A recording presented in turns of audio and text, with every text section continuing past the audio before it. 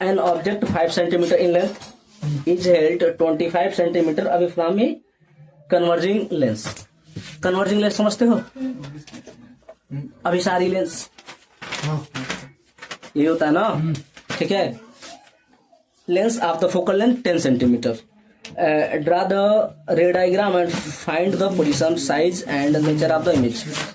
Image जो draw करना है इसका डायग्राम वो खुद करना है, हम क्वेश्चन बता रहे हैं। सुनो जी, इस क्वेश्चन को हिंदी में समझो। बोल रहा है एक 5 सेंटीमीटर लंबा वस्तु एक अभिसारी लेंस से 25 सेंटीमीटर की दूरी पे रखा है। उस लेंस का फोकस लेंथ जो दिया है 10 सेंटीमीटर लिखा है। बोल रहा है इसके लिए वस्तु का प्रतिबिंब कहाँ बनेगा, उसका साइज क्या होगा और उसका प्रकृति कैसा होगा। समझ में आया? नहीं आया? अरे यार सुनो, कहने का मतलब यह है एक हमारे पास अभिसारी लेंस है, अभिसारी है ना जी, कन्वर्जिंग। हाँ कन्वर्जिंग लेंस है, ठीक है। कन्वर्जिंग का मतलब उत्तल लेंस है, यही होता है ना। ये लेंस हो गया, ठीक है। कन्वर्जिंग लेंस किसे कहते हैं? जो समांतर आने वाले प्रकाश किरणों को एक जगह क्या करें उसको मिला ना, कन्वर्जिंग लेंस हो गया। यानी कौन सा लेंस है? उत्तल लेंस है, एक उत्तल लेंस है। इसके सामने एक वस्तु हम रखे हैं, ठीक है। इस वस्तु का जो हाइट है वो 5 सेंटीमीटर है, ठीक है। यानी कि यच लिखा है, यच, ठीक है। कितने दूरी पर रखा है जी? डिस्टेंस क्या दिया?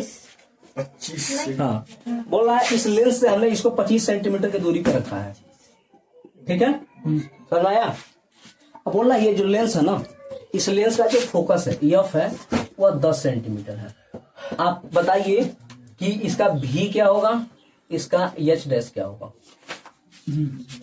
इसका आप यम भी बता दीजिए, नेचर बोला है ना, यम भी बता दीजिए। तो क्या समझ में आया तुमको जी? लेंस फार्मूला क्या होगा लिख लो पहले, 1/f = 1/v - 1/u, ठीक है। एच लिखा, अभी हमको अभी यहाँ पे एच की जरूरत नहीं है, है? नहीं है, लेकिन इसकी जरूरत है। यानी कि ये है यू, यू कितना लिखा है? -25 सेंटीमीटर, ठीक है। यफ कितना है इसका? +10 सेंटीमीटर।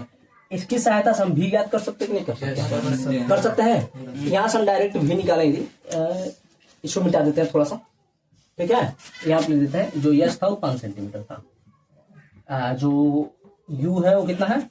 -25 सेंटीमीटर। IF लिखिए, ठीक है। अब जो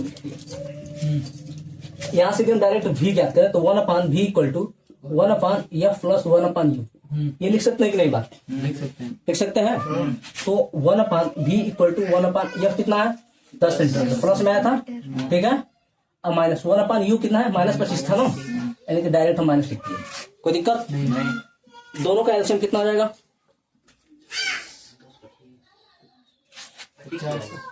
50 हो जाएगा ना, 50। यानी कि 1/v = 50 हो जाएगा। 5 का ऊपर नीचे इसमें गुणा करना पड़ेगा और इसमें 2 का करना पड़ेगा, कोई दिक्कत है? यानी कि 5 - 2 कितना आ जाएगा? 3/50, ठीक है। क्रॉस मल्टीप्लाई करो हो जाएगा 3v = 50। v = कितना आ जाएगा? 50/3, भाग दोगे तो 16.67। यानी कि जो प्रतिबिंब बनेगा वो कहाँ बनेगा? 16.6 सेंटीमीटर की दूरी पे बनेगा। क्लियर है यहाँ तक? राजवीर बताएगा यम = क्या होता है? ठीक है, एच डैश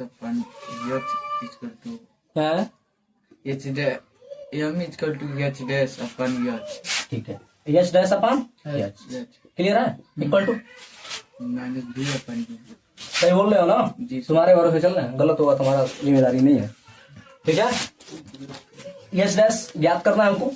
एच लिखा था 5 सेंटीमीटर माइनस, अच्छा ये कहाँ बनेगा? इस साइड बनेगा ना, हाँ, यानी कि प्लस में आएगा, या प्लस में आएगा ना। यानी कि हम 16.6 नहीं लिखते, 50/3 लिखते, क्योंकि कट पिट होगा अभी, ठीक है। ये लिखते हैं, हो जाएगा यहाँ पे 50/3। इसमें भाग कितने देना है? यू कितना था? -25 लिखे जी, माइनस। चलो तुम कह रहे हो तो लिख देते हैं, 25 दूनी 50, ठीक है। यहाँ से एक क्रॉस मल्टीप्लाई होगा, यानी कि 3h डैश पर 5 दूनी 10, यानी कि h डैश बराबर कितना आ जाएगा? 10/3, कितना आ जाएगा? 3.3। यानी कि वस्तु जो बनेगा प्रतिबिंब वो 3.35 बनेगा, यानी कि छोटा बन रहा है। ठीक है, इस साइड बन रहा है वास्तविक बनेगा, क्योंकि m प्लस में आ रहा है, यानी कि वास्तविक बनेगा, छोटा बनेगा। ठीक है जी, आया है क्लियर तुमको जी? हाँ राजवीर कंफर्म।